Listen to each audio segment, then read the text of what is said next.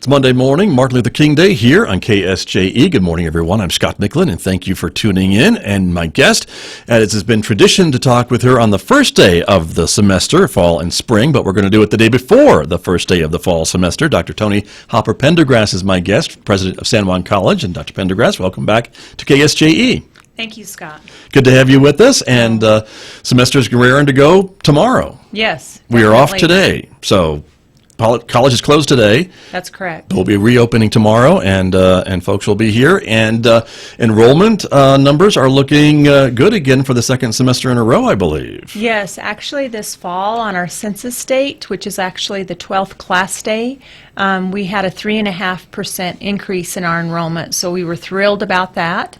And currently our enrollment is up over 9.5% in head count and 13.33% in student credit hours. So the official count is really basically, like as I mentioned earlier, on the 12th class day.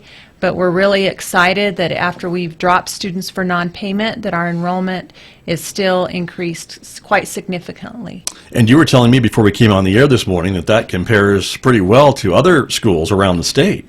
Yes, most schools have had enrollment decreases, so we're just thrilled that we're having an enrollment increase. And of course everyone asks you probably, how is that? Why is that happening? Or do you know? And I think there's been a lot of attention paid to some of the students signing up for classes and really trying to help them through the enrollment process and help them not get frustrated and maybe just give up and walk away. Is that kind of some of the attention that's being given to these students? Yes, absolutely. As many people know, we've been involved in a national effort called Pathways to totally redesign the student experience. And we've hired a vice president of student services that has expertise in enrollment management. And everyone has been working closely together to really develop good collegial relationships with our students and make sure they're aware and we're aware of exactly where they are and if they need any support or assistance throughout the process. Right. Well, it's exciting, I know, for all of us that work here at San Juan College that the numbers are going back up after a few more years than probably we would like to see them maybe holding steady or even going down from year to year. Right. Exactly. So they're looking good for spring. They're looking great. Very good. Well, congratulations again to the staff and everyone over at Enrollment Services, and it's something to celebrate. I know we do. Yes, I know that a lot of people in learning have also contacted students as well. Very good. Well, I want to ask you a couple things about some events that have happened recently and things that you presented to our convocation last week here at San Juan College. One thing the public may be aware of is that the faculty had voted to join with collective bargaining, and that is something that the college is then going to move forward with? Yes, they will. That's what we respect the faculty's vote, and we're still planning to move forward together and do the best thing for our students. Very good. Well, let me ask you a bit about your presentation from Convocation. And one I thought was really interesting is you talked a lot about equality and being equal and equitable. And there's a little fine difference in those two words. Yes, absolutely. And on the screen, as you can see, there's a infographic regarding the difference between equal and equitable. And I showed a couple different examples to see, what would really resonate with the audience. So in this example, it just basically shows you three different types of plants. You can have a cactus, a tulip, and a fern. And if you're being equal with those three items, you would give them the same amount of sun and water. But equitable, they would really thrive if you gave the cactus more sun and less water. The tulip prefers a little bit of shade and a little bit more water. And then the fern, of course, would prefer a shady environment with a lot more water. So that's kind of the difference on this example. And if we could move to the next example. Right. Let me do that. Sure. Hold on. Okay. There it is. So this example is, we utilized a quote from Dr. Nahid Dasani, and equality, is giving everyone a shoe. Equity is giving everyone a shoe that fits. So we know shoes are important, and we want everyone to have fabulous shoes here at San Juan College. But equity is really important, that everyone has the opportunity to succeed, and some people may need a little bit different support than others. And that's really an interesting concept to, I think, talk about and hear about, because a lot of folks feel that, well, if we're being equal to everybody, that's good enough. But what you're saying is that there are some students and some individuals who might need to be more equitable, and so they may need different things to help them succeed than just the same thing for everybody. Right, and we know our students, a lot of their struggles may have to do with things that don't have anything to do with the classroom. They, if they could have access to our food pantry or some other items, we might be able to help them, job search assistance, those Right. types of things that would help them get across that finish line. But they don't know that those services exist, so we need to do everything we can to support them. Some of them just need a little bit of personal coaching to help them deal with their struggles. And is this a relatively new kind of thought about higher education and about college classes and student services and things to help these students? Is this something relatively new, or has this just been going on for a while? Well, I would say that it has been going on for a while, but community colleges, when they started in the go-go days after the GI Bill, it was really important that we provided huge access to anyone that's interested in higher education. And I think that's still core to our mission, but it's more than access. We want them to be successful and have a better life, so we need to provide every type of support in collaboration with our community partners to make sure that they achieve what they came here to pursue. Right. And that's the whole idea, is right, to make every student succeed. Success matters. Exactly. I've heard that somewhere around here. So Yeah. that's what we're talking about. And I just want to point out to the audience that the GI Bill predates both of us. But it does. Another thing I want to ask you a little bit about is another graphic that you showed and shared was New Mexico's progress. And so talk to us a little bit about these statistics that we're showing. Yes, annually the Lumina Foundation produces a report called A Stronger Nation. And we have a state higher education plan, and our current attainment rate is 45%. But by 2025, 60% of Americans nationwide will need some type of post-secondary education credential. Nationally, right now, we're at 45, but nationally the attainment rate is 47.6. So we're not far at all from the national attainment rate. And in New Mexico, on this next slide I'll show you, is doing quite well when you compare ourselves to our neighbors here in the Four Corners. So Arizona, Colorado, Utah. Then we're also comparing ourselves to Texas and Oklahoma.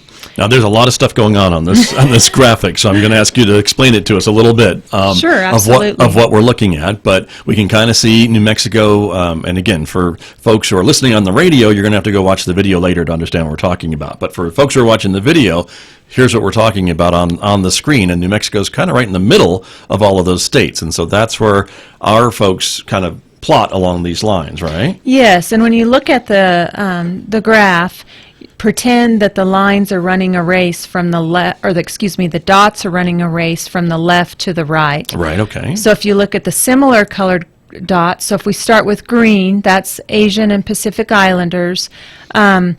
Texas is really leading that work between all of the neighboring states. New Mexico's kind of in the middle of the pack with Asian post-secondary attainment.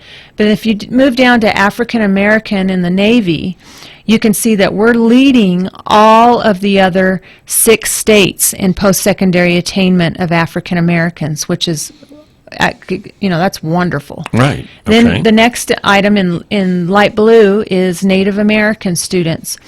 Well, we're not doing so well with the post-secondary attainment of Native American students as a state. I know San Juan College, we produce more certificates, and we're second in the nation in associate degrees, but as a state, Arizona and New Mexico are lagging behind the other states. Right. It looks like Utah isn't too far ahead of us either. They're Right, kind of right there in exactly. the same bunch. And then the Hispanic dot is again, we're kind of at the forefront, I think, or at the Yes, head we're in with the some other lead. states, right? Yeah, we're leading all of the other states, and we know New Mexico has a large proportion of Latinx students, so we're really proud of that. And then last is Anglos in the yellow, and we're second out of all of the states behind Colorado. So in summary, higher education is doing a really good job in the state of New Mexico for individuals earning higher education degrees among Hispanics, African Americans, and then we're second among Anglos. Very good. And again, the idea is to get all these dots a little bit towards that 100% side of the graph by Exactly. 2066, 2045? 2025, we want 2025, 60%. sorry. Thank you. But our New Mexico higher education goal is by 2030, 66%. We kind of have the route to 66 Got it. theme for our higher ed plan. Now it makes all the sense in the world to me when I look at it again. So there you are, everyone. But that's our goal, and this is where we are right now of how to get to that goal. So that's Precisely. where things are, everybody. And then another thing you shared was, I thought was really interesting, the makeup of our faculty, staff, and students here at San Juan College. Yes, so among our students, about 65% are female and 35% are male. And this really tracks nationwide among community colleges. That's the averages, actually. And then our staff really mirrors that breakdown in gender. They're only 1 percentage point off at 64% female and 36% male. But among our faculty that we have here at San Juan College, it's a little bit more evenly distributed between the genders at 47% female and 53% male. Interesting. And is the idea to have your staff and faculty try to reflect the makeup of your student body as much as you can? Yes. The first hurdle that you want to achieve as a college is for your gender and ethnic diversity to reflect your community. And we already have that. We are in the exact same percentiles. But then you want your employees to reflect the diversity of your students. I see. They need to see role models that look like them Sure. in the classroom and serving them as in other parts of the college. Right. But this is a way to track that. Exactly. And to keep an eye on it. Speaking of which, here's the race and ethnicity breakdown among faculty, staff, and students. And you can see then when we talk about students, you've got 42% Anglo, 17% Latinx, and then 31% Native American, 9% other. That's the Right. breakdown of our students, and then our staff and faculty. So faculty, certainly the teaching faculty, and staff is other folks around campus that maybe work professional staff and support staff is how that breaks down. Correct. Got it. And so there we're close. Is that how you would interpret that? I would say among the staff, there are some gaps that need to be shored up, but they're single-digit gaps in most instances. But among the faculty, there's larger gaps in ethnic diversity. But the college is going to be working on some initiatives to see if we can hire a more diverse faculty. This is important to the faculty, it's important to administration, it's important to all of our employees. Right. And again, but there's so many variables that go into hiring folks and trying to attract them here if they don't already live here and things along that line. I mean, it's something that's nice to be able to do, but it's a little challenging, I would think, in some regards. Right, but we plan to tackle it. Okay. Very good. My guest this morning is Dr. Toni Hopper Pendergrass. She is the president of San Juan College. We're talking a little bit about Dr. Pendergrass's presentation to the entire college last week at the All-College Convocation, which was a week ago tomorrow, last Tuesday, here at San Juan College. This is another graphic that I wanted to share with the audience about graduation rates for first-time, full-time students. And so Right. explain this to us a little bit. Yes, absolutely, Scott. Each year we have to do federal reporting to what we call IPEDS, and they ask us to look at first-time, full-time degree-seeking students. So we serve about 7,000 students a semester, and our first-time, full-time are about a little less than 1,000 of these students. So we're just talking about these 1,000 students on this graph. Okay. So you can tell from looking at it that our you really want the dots to hover around your overall average so that there is not achievement gaps for gender nor ethnicity. But in this graph, the way it's depicted, it shows that we definitely have extreme gaps between men and women in our graduation rate and gaps between the ethnicities. But the students that are doing the best and have the highest graduation rates are actually our Latinx males, Right. which is wonderful. They're followed behind the Anglo males.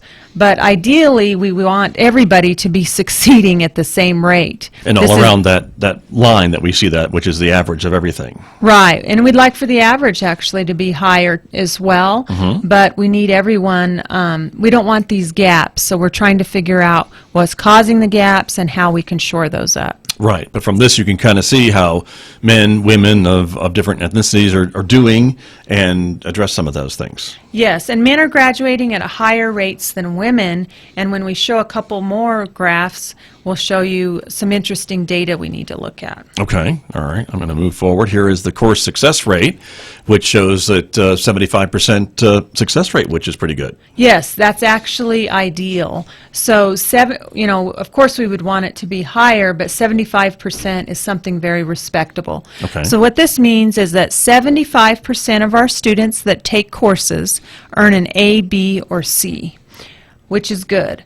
But here you see less disparity between men and women, but the Anglo and other are succeeding at much higher rates than Latino or Native American, and Native American is the lowest success rate. I see, right. And one thing that you notice here is that women are earning more A's, B's, and C's than men. Right. And then on the next graph, which is There it is. retention, Right. you see the same thing. So women are persisting from the fall semester, so they'll start one fall, and do they come back the following fall? So they would persist into the spring and then come back the following fall. Women come back at a much higher rate than men, which is interesting because men have a higher graduation rate. Yeah. very So I much think so. we need to look at the programs that men are enrolled in versus women and their types of success rate and how we can make sure those are more equal. And are some of these numbers and statistics that you're showing us this morning unique to community colleges? Do four-year schools see these same numbers, or is it a little different, or aren't you familiar with their numbers? Our numbers for success rates are very good. They're usually one of the highest in the state. Our fall to spring retention is usually one of the highest. Our fall to fall is about average. Okay. There's something about summer here that we need to Well- make sure that they decide to come back after the summer. Right. And what we're trying to do is and we have done, is year-round programming, but making sure that a lot of our students want to take the summer off to work and other things, but how can we make sure that they persist? Got it. Understood. Well, it's very interesting to see these things plotted, and I know there's a lot of folks that work on kind of crunching these numbers to kind of interpret them and kind of then share with the rest of the staff and faculty of where things need to be worked on and what you need to look at. Yes, we actually are looking at this data on the programmatic level, so program by program, to see where the gaps exist, and the people that are closest to the students are able to tell us why. Right. Very interesting. The last slide I wanted to show from your convocation presentation, Dr. Pendergrass, is some of these other initiatives that have been talking about. We've been talking about enrollment and retention and completion so far this morning. The other question that I mentioned to you that I get asked all the time out in the community is the student housing project, and I know a lot of folks are excited about that. There's been some updates about the size of that project and some on financing good news, and so can you update us on where we stand with student housing? Sure. We presented to the New Mexico Finance Authority in December. Edward Desplas, our Executive Vice President, the Chairman of our board, John Thompson, Dr. Appleman from Student Services, our Vice President, and Carrie Langoni, our Associate Vice President, traveled to Santa Fe together, and I also did as well. And we presented to the New Mexico Finance Authority a request for financing for our student housing, and it was unanimously approved at $14.1 million. So we've already started reviewing the bids from our architects and are moving forward, and we plan at the latest to have housing in place by fall of 2022. This will be 150 beds, and we're trying to design this in a manner where it is phase 1, and if this is successful, we plan to build a phase 2. But this will be just nice housing for our students, because we know many of them travel very long distances to school. Some of our students sleep in their cars. It's needed, and the community has been very supportive. Right, and there's been a lot of studies I know that the college has done with folks to talk about the need for a project of this magnitude, and to see that there is a need, and that these apartments, as they are, or these optional rooms with shared spaces, would be full. Yes, and we've actually worked with companies that specialize in this at the national level, and they had said they had never seen such high need from our students based on the surveys with them. I think one of them that we completed, 89% of the students that were surveyed said they would live in the housing if it was available to them. Interesting. And again, I mentioned the word apartment rather than dormitories, and that's kind of a more apt descriptor, is it not, of what you're planning? Yes, that's the plan right now. Okay. We still have to do the design work and everything, but that's our plan. Sure, but there would be I know there'd be lots of choices and lots of things to either maybe rent one room and share a kitchen and a living area, or Exactly. other combinations, right? Yes. Is the idea. So very exciting. And you said 2022, fall of 2022. Yes. Okay, I might hold you to that. Oh, we want to be held to that. Okay. All right. Very good. And that is student housing. Scholarships is another thing, and I know that's also something that you're talking with the governor about, because she has an idea for more scholarships too. Is that correct? Yes. Many of you are aware that this summer in July at the Higher Education Summit, she announced a New Mexico Opportunity Scholarship. And that will encompass about $35 million in new funding for higher education. But the idea is to provide a free education to New Mexico graduates. And it's very similar to our lottery, but it's kind of the lottery on steroids. Okay. So previously, they had to be a New Mexico resident, New Mexico high school graduate. Now they can be a New Mexico high school graduate, New Mexico resident, and then they have 16 months to decide if they'd like to take part in that. So that's a new addition. Okay. So if they want to work or, do their mission or whatever they want to do and then take advantage of it, they'll be able to do that. And it's also for returning students that are 24 years of age and older that have not earned an associate or a bachelor's degree, and they do not have to be a New Mexico resident, or they have to be a New Mexico resident but not a New Mexico high school graduate. I see. As long as they've moved to the state or live here now, they would be eligible. Yes, so they're projecting that the returning or the graduating high school students, that would cost about $14 million in additional based on the criteria they've developed, and then the other one would be the returning students would be about an additional $21 million. But this bill will be dropped next week, and we will see if the legislature is supportive of this. I know that the Legislative Finance Committee has prepared a different proposal that just adds some more funding to the lottery scholarship. I personally will be pleased if any infusion of new funding to help our community members, I'm supportive of. I see. So you're good with either one, perhaps, Yes. if they see the light of day. Yes. But this would be something that the legislature would need to bring up and to approve and go approve. back to the governor for her signature. Yes, and it's the governor's proposal, actually. Right. But the LFC has a little bit, they don't have the Opportunity Scholarship. It's adding funding to our existing structure, but we'll be pleased with whatever they decide to do. Sure. And this idea of getting higher education at no or much reduced cost, I mean, then this you feel makes it available to anybody. It takes away one more barrier? Yes, exactly. And let me look at my Sure. paperwork here, but I Right. think that we are the second state in the country after New York to establish tuition-free higher education to recent graduates, but we are the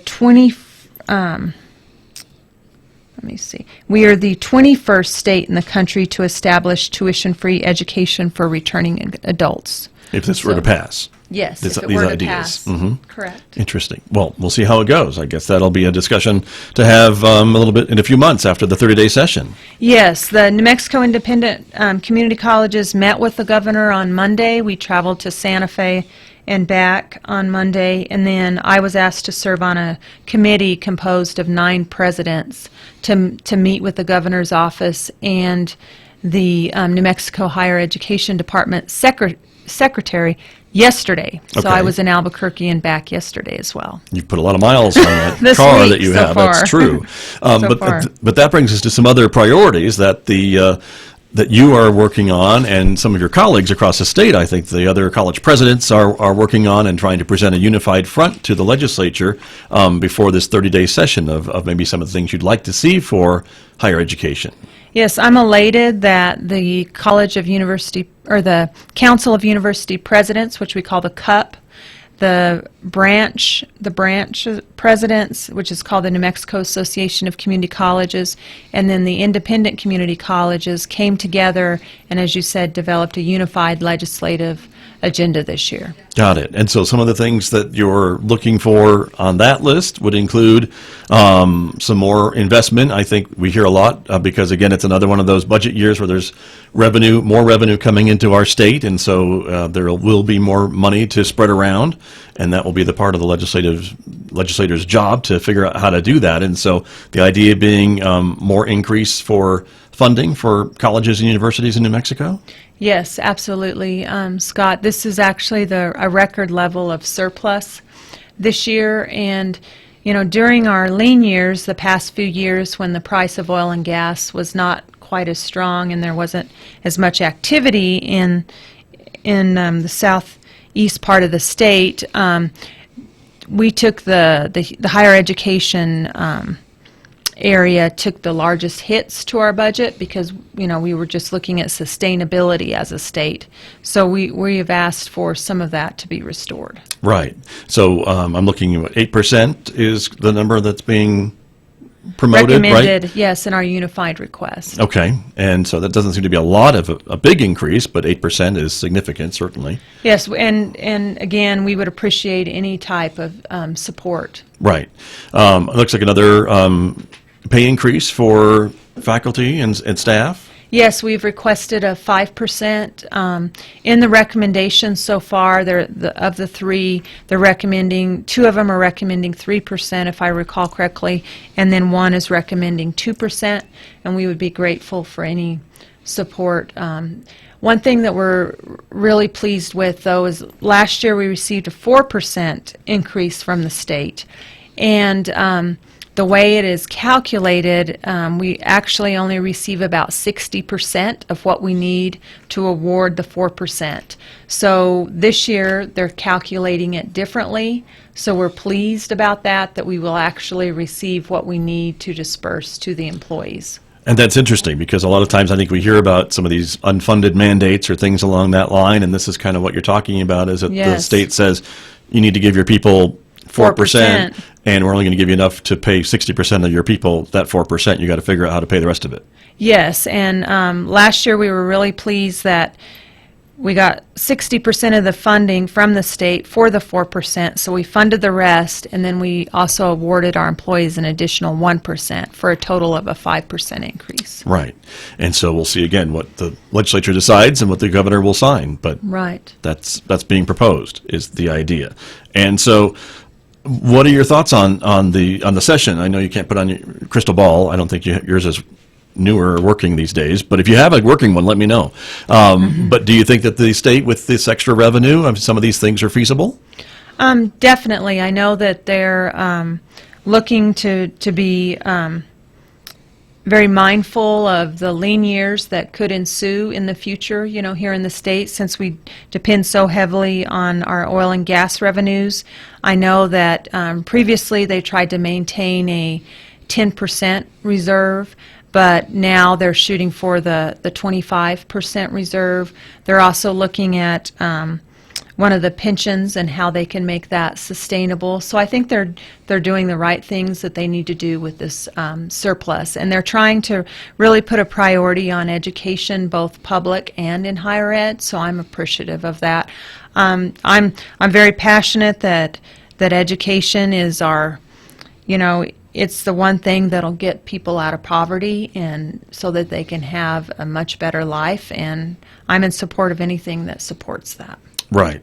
And so we'll see what happens, as I said. So interesting. And the other couple more things, we have just a couple of minutes remaining this morning together, Dr. Pendergrass, but there's a couple other things from convocation that I wanted to ask you a little bit about. I think we mentioned this at the beginning of the fall semester, the new HIP Hub here at San Juan College, and remind us a little bit about that new offering. Yes. HIP stands for High Impact Practice, and this is something that the faculty had recommended and we supported, and Danielle Sullivan is the professor that leads this work, and they're really recommending lots of practices that helps students to be successful, and they're really discussing things that faculty members can do in their classes to support students. And I'm just really pleased. Service learning is another big component. It is actually a high impact practice, and this is where the students are able to do work in the community based on the learning outcomes in the course. So they're able to do a lot of volunteer work for a grade, and this just is a win-win proposition. Very good. So it's going well since it started in the fall. Yes, it's going very well. Excellent. The other things on the list, briefly, the technology access plan. Yes, we're working on developing an access plan for our students. We currently have students that don't have access and are unable to complete their assignments, so we check out hotspots for them, but I think we check out around 40 or 50. And that costs us about $50 a month per device. And so we've been working closely with Arvin Trujillo, who is the CEO of Four Corners Economic Development, and this is one of his top priorities with that board, and to develop broadband interconnectivity. But here at the college, we're developing an access plan so that maybe students can access devices and connectivity, maybe perhaps through their Pell Grant. I know that our CIO, Chief Information Officer, he came from University of Kansas, and they were able to make it a requirement that every student has a device, so they were able to purchase laptops through the bookstore, or you can provide a voucher. But if it's a requirement, then they can use federal funding to access that. So we're looking at all those opportunities and determine what's in the best interest of our students. It sounds like you're really trying to get those shoes to fit perfectly. That's the desire. Yeah, that we talked about earlier, so that's wonderful. Again, some of the other things, internships and apprenticeships, I know those are so very valuable for students who really want to hit the ground running and get some experience being in the workplace and working with local businesses to maybe help them get an internship or apprenticeship at the office or factory, Yes. wherever it is. I'm glad you mentioned that, Scott. Some of our schools have a lot of internship opportunities for their students, but if I could wave a magic wand, I would want every student to be able to have that opportunity, because working with our employers hand in glove, it's really a 90-day interview for our students where they're able to show the employers what they've learned and be able to be a colleague. And most of the time those students are hired by our employers. So we've hired someone full-time to lead this effort. Very good. Okay. And that kind of follows into career exploration touch points, because we're talking about internships and apprenticeships, right? Yes. So we're very excited that we were able to acquire some software that students can either take a 6-question survey on our website or a 60-question survey, and it tells them what career they might be interested in, and it maps them to careers here at the college. It tells them what jobs are available right now in our community or wherever they're interested in working. So it's a very complex career software, but we want to make sure that we have multiple touch points where students can make informed decisions about careers. Right. And I know you've talked before about some students that maybe are here for a number of semesters because they think they want to go this direction and take classes, and then they decide they want to move in a different pathway, and they have to take more classes maybe. And this is an idea to maybe try to help streamline that idea? Yes, and it works with our pathways work that I mentioned earlier. Before we had 140 different certificates and degrees. Right. Well, we've put those into 7 different pathways, and if we can help students pick a general pathway that's of interest to them, one of 7, then once they get in the pathway, we'll tell them about all of the careers within that area, and then they might be able to focus even a little bit more. Right, and all the classes they're taking will kind of help get them to something on that pathway. Yes. That's the idea. And finally, before we run out of time this morning, creating caring campuses.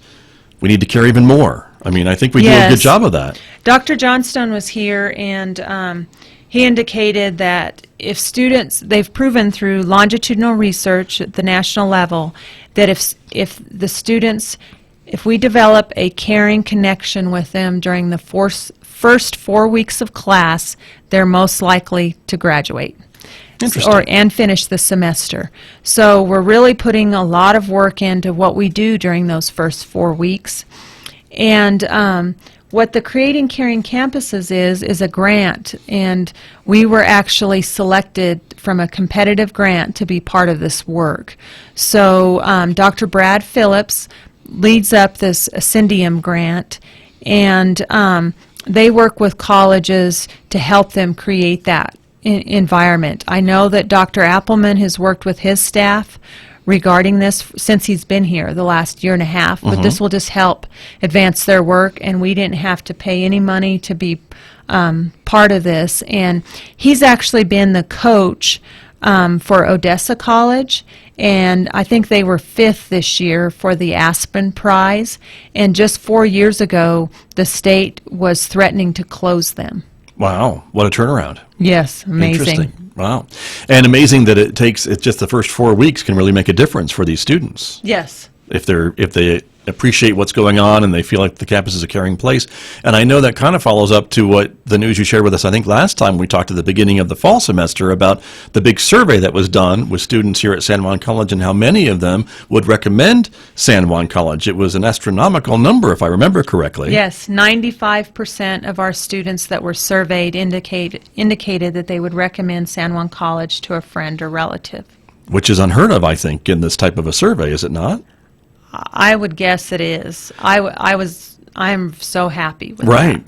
that. And the sampling of students that were surveyed is a large number too, because I know sometimes when we hear about polls and surveys and samples, it's maybe 10% or a small number, and then the results are kind of extrapolated. But I think we had a pretty good survey sample of students who responded. Yes, it definitely is statistically significant. Right. So again, congratulations, and it's wonderful to be able to celebrate those numbers. But Dr. Pendergrass, we are out of time. So we'll let you go and enjoy the rest of your Martin Luther King Day. Okay. Thank you so much, Scott. Thanks for coming in, and thanks for your support of KSJE. We always appreciate it. Oh, absolutely. Dr. Toni Hopper Pendergrass is my guest here on KSJE Farmington.